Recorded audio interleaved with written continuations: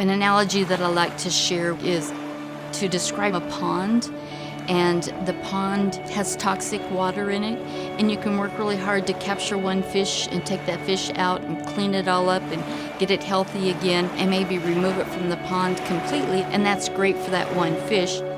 But what better to be able to clean up the whole pond so that all the fish can be healthier, but even better yet, look upstream to see what's causing the toxic waste to happen in that pond to begin with.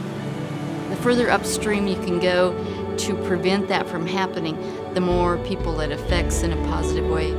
I spent 15, 16 years working in a juvenile correctional facility. And yeah, that work's really important to try to rescue those kids after they've been locked up by the system. Seeing the desolation and the hopelessness in the eyes of those kids, I thought there's got to be something better. If we can kind of work upstream and catch some of those kids and their families and their communities earlier, that's going to alleviate a whole lot of suffering. Prevention is important because if we're not out ahead of the problem, we know that it costs. And I'm not just talking money. I'm talking it costs and lives.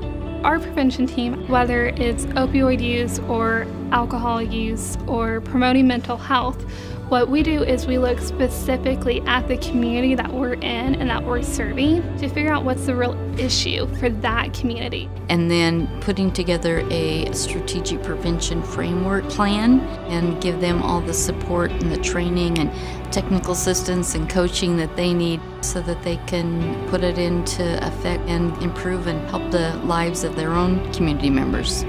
I really believe community people solve community problems best.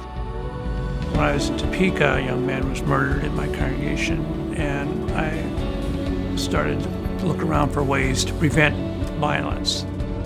As a civilian, as a person who doesn't have any authority to go and arrest people, my only option is to work with prevention.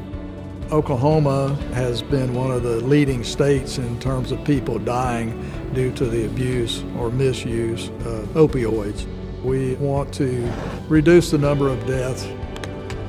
I believe that anytime you can get the community involved in solving a community problem, then that's just a huge plus. The folk at DECA, if you engage them with your passion, they'll see that and they'll find a way to channel that energy into doing some good. I think DECA has shown wisdom in bringing into action community partners and getting people to invest their time and effort. The ultimate goal is to improve the lives of each individual person, families, the community as a whole, so that those changes will be comprehensive and long-lasting.